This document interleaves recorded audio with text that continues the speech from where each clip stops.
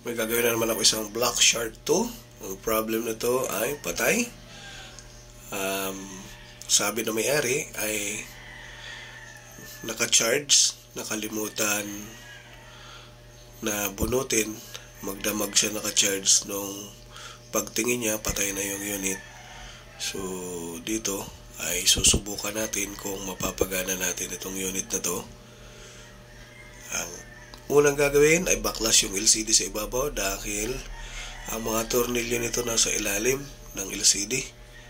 Ayan guys. Ingat lang tayo sa pagbukas ng LCD dahil masila ng LCD, manipis. Susubukan natin paganahin kung mapapagana pa natin. Ayan, nasa ibabaw yung mga tornilyo niya. Kaya medyo makunat yung pangdikit nito. Ayan. Nakalimutan daw ito bunutin.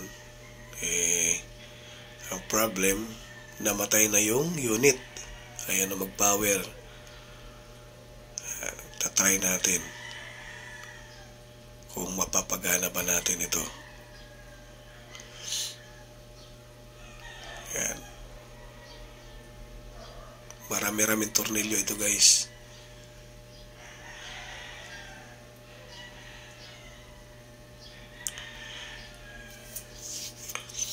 Yung unang gagawin natin dito, wala talagang kadalasan kasi ang nangyayari pag na deadbolt, madalas talaga CPU kasi yun ang madalas na nakakaroon ng problema, lalo pag mga double na patong na CPU. Kaya ang nangyayari, namamatay yung CPU niya. So tanggalin muna natin yung battery, mga terminal. Tapos saka tayo mag-proceed doon sa may LCD. Ayan. Ay CPU. Dito yung pinaka-CPU. Dalawang maliit lang tong board na to guys. Ingat lang kayo pag nag-hot air kayo dahil manipis siya. Parang katulad ng upo na board na napakanipis. So titingnan natin kung mapapagana ba natin. Ang sukat ng CPU nito ay pareho ng Poco X3. Ayan. Susubukan natin guys kung mapapagana ba natin ito.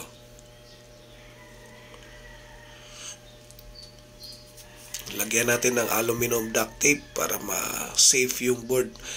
Yun dito guys, may sisira ko sa inyo.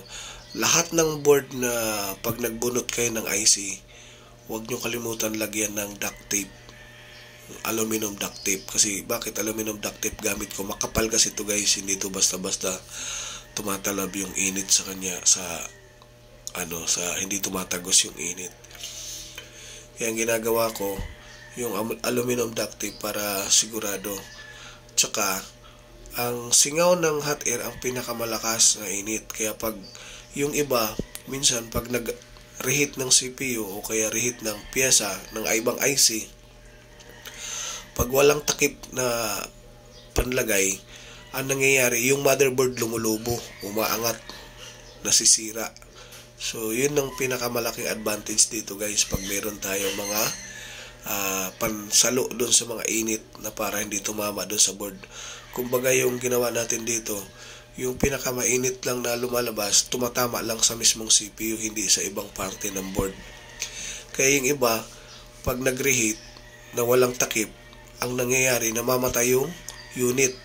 So hindi na nabubuhay. Gawa ng merong ibang piyesa na natatamaan. Kaya ganun madalas nangyayari, kaya yung iba natatakot. Huwag kayo matakot guys, basta meron lang kayong pang takip. Yung katulad nitong ginawa ko, may mga takip sa gilid. Nakakasiguro tayo na yung init doon lang mismo sa may CPU, hindi na pupunta sa ibang parte ng board. So hindi natin masisira yung motherboard pag ganun. Yan, kasi yan guys, experience ko na talaga kapag hinahasa ko ulit yung kamay ko pag naglalaro ako, wala akong ginagawa, may mga board na mga sira. Subukan nyo mag-reheat na walang takip. Maniwala kayo sa akin, lumulubo yung motherboard. Yun ang pinakamalaking problema. Dito kasi pag init kayo ng motherboard, basta may takip may takip yung gilid, mga bawat kanto, gilid-gilid, kahit manipis pa yung board niyan guys, hindi mo masisira yan, promise. Yan ay tested na talaga na ginagawa ko, hindi talaga masisira yung motherboard basta may takip ang gilid. Gayahin nyo lang yung ginagawa ko, tested talaga ito, wala pang sumablay dito sa ginawa ko. Pero wag nyo lang ilayo yung pandikit, yung mga tape na nilagay nyo, wag nyo ilayo. Kaunti lang ang space dapat doon sa may CPU. Kasi pag masyado malayo, tatamaan pa rin yung board nun. Magkakaroon ng conflict. Yun yung 101% talaga guys na safe yung ginagawa natin, na kahit manipis pa yung board mo, basta may takip yung mga gilid guys, hindi nyo masisira yan. Wala pa ang sumablay sa akin nun na ganun, na nasisira. Talagang 101% yun. Walang nasisira dun, basta safe lang yung motherboard. So yan ay payo ko lang sa mga bagong technician. Sana may mapulot kayong idea dito sa mga ginagawa natin. Yan ay tulong ko sa mga kapwa ko na wala pang idea, dahil sa akin experience kasi sobrang dami na hawakan ko. Talagang tested na yan. Kahit yung mga upo guys na upo na mga Reno na upo, Vivo, basta makunat na board, makunat na glue, tapos manipis ang board, hindi talaga nasisira yan basta naka-sealed talaga yung gilid. Pero once na subukan nyo na walang sealed yung gilid, i-reheat nyo, maniwala kayo sa akin, biglang lulubo yung board, puputok sa loob.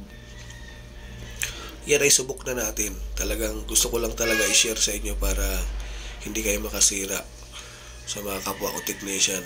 So I hope na makatulong sa inyo yan guys, dahil maraming error kasi pag hindi mo nilalagyan ng tamang procedure. Pero kung nalagyan mo ng tamang procedure, maniwala kayo sa akin, dahil yan ay subok ko ng ginagawa. Halos araw-araw yan ang ginagawa natin. Nalalaman natin yung tama, kasi minsan may pagkakamali talaga. Kaya yun nga sinasabi ko, huwag kalimutan, bago mag-start, huwag kalimutan maglagay ng mga aluminum duct tape, yung mga pangsalo sa gilid. Dahil lalo pag ang board na hawakan mo ay manipis, iwasan mo na sigurado mayroong mangyari na hindi magiging working yung board. Kaya hanggat maaga pa lang, iwasan na yung ganong procedure. Ayan, titest na natin guys. Ayan, kanina patay, sana mag-power. Napakaliit ng board na to guys, yung Black Shark 2.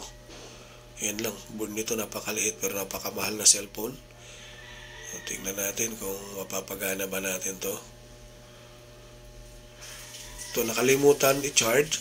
Naka-charge, nakalimutan bunutin. Kaya magdamag daw naka-charge, kaya namatay. Pero hindi naman siya grounded, na test ko, hindi siya grounded. Ang problema lang natin, yung reading niya biglang bumaba, kaya nag-decide tayo na CPU na yung baklasin.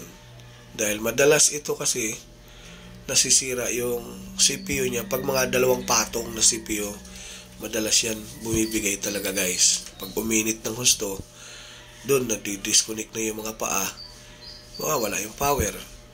Kaya ang ginawa natin dito ay ni-reball yung CPU para magkaroon ulit ng mga connection. So dito natin malalaman kung magawa ba talaga natin.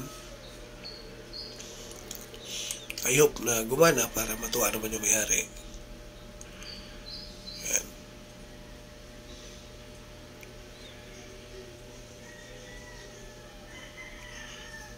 Ayan, test na. Gumana. Ayun lang, gumana na siya guys. So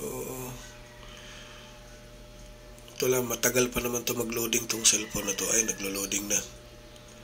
Ayun na. So see you in the next video ulit guys. Maraming salamat. Natsambahan natin.